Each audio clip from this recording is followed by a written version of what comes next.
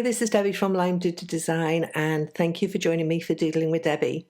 I love to watercolour, and over the Christmas break I enjoyed creating a bunch of easy watercolour backgrounds to use in my card making, and I'll be sharing more of these backgrounds on my blog at limedoodledesign.com over the next wee while if you want to check those out. I made this card using a simple gradient wash of watercolours, which pairs beautifully with the Tumbling Heart stencil from Simon Says Stamp and Nuvo Glimmer paste. The result is a lovely backdrop for the You Are Loved dies. So let's jump into making this card, and I started with the gradient wash of watercolours for the background. I used a lot of water to create the background, and so I taped the piece of Arches cold press watercolour card I used to a board to stop it warping. To create a smooth gradient of colour, I added a wash of clear clean water over the whole panel. You could do this with a broad watercolour brush as I've done here, or spritz paper with a mini mister or household paintbrush. It doesn't matter how you wet the paper, but what you're looking for is an even sheen of water. When I tip the board to the light, hopefully you can see here a soft sheen of water. You don't want so much water that you have a lake, because if you then add watercolour to that amount of water, you will get the colour just puddling. Having a sheen of water prevents the puddling while encouraging the paint to move through the water. I think with watercolour, the amount of water you use is more key than anything, whether it be the amount of water in your paint mix or the amount of water on your card for this wet on wet technique. Learning to look and recognise the water content will improve your end result no end. So again, with that sheen of water, the paint gently spreads through the background. I started with a light wash of purples, whatever was on my palette, but mixed with Daniel Smith Rose of Ultramarine, and I blended this out by rinsing my brush often until it was the palest of colours.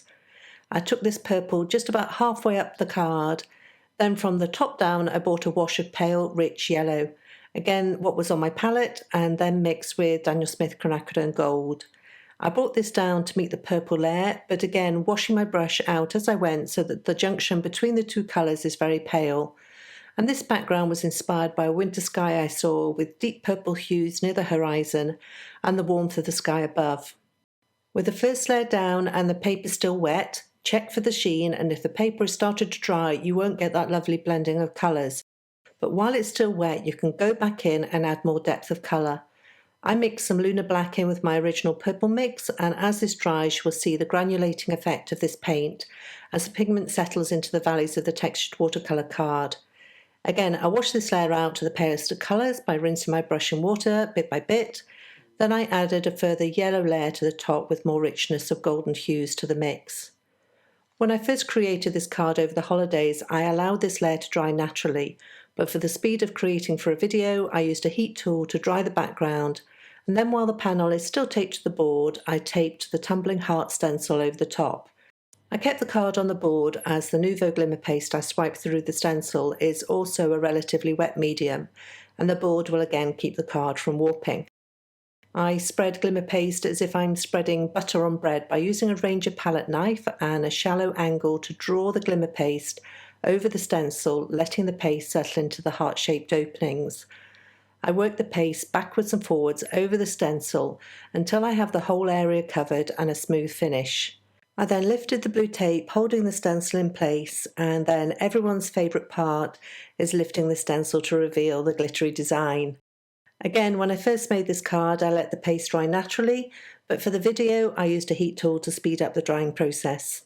I'm going to keep the rest of this card clean and simple so that I don't cover up too much of the background. I chose the You Are Loved dies and cut the lettering 3 times from Ivory card and the shadow background piece from Vellum. I then used Gina K Connect glue to layer the ivory die cut lettering pieces together. The nozzle of the tube makes it easy to dot small amounts of glue over the back of the lettering pieces and then stack one on top of the other. If you add too much glue, then dab off the excess on scrap paper before stacking the dies together, and then you won't get any glue squidging out. On my original card I glued the stacked dies to the vellum piece, and I'm not quite sure why I changed my mind to do this next part as it's fiddly and I'd already created dimension by stacking the dies. However, I did, so here you go. I cut small pieces of foam tape and added them to the back of the stacked dies and then adhered them to the vellum. I then added more foam adhesive to the back of the vellum and added the piece to the front of the card. I added foam adhesive to the back of the panel and added it to a card base cut and scored from ivory card. When cutting out the You Are Loved dies, there are optional hearts to add to the centre of the letter O's. I wanted to use these, but scattered more randomly on the card front. I also wanted these to be in a warm gold embossed colour, so I took each heart die and pressed it into an ink pad of clear embossing ink. I then dunked the die in antique gold embossing powder from Says Stamp and used a piece of blue tape to pick up the small die, and then heat the powder until it melted. One coat wasn't enough to cover the die, so I repeated the process a second time. I'm sure there is an easier method to doing this, but I like keeping the die free so that the heated powder smooths over the edges and forms a nice shape when heat embossed.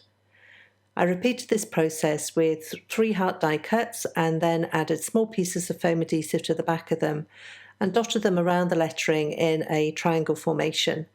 I added Fairy Wings Nuvo Dream Drops and glossy pearls from Little Things from Lucy's Cards, and finally a few sequins. And then that completes this easy watercolour background inspired by a winter sky and then jazzed up with a stencil and glimmer paste, plus a simple die-cut sentiment and a few sparkly embellishments. On the Says Stamp blog, you will find a coordinating blog post as well as details of the supplies I've used today. If you want to find me, I blog over at limebuddhadesign.com. I want to thank you for joining me today, and I'll see you next time.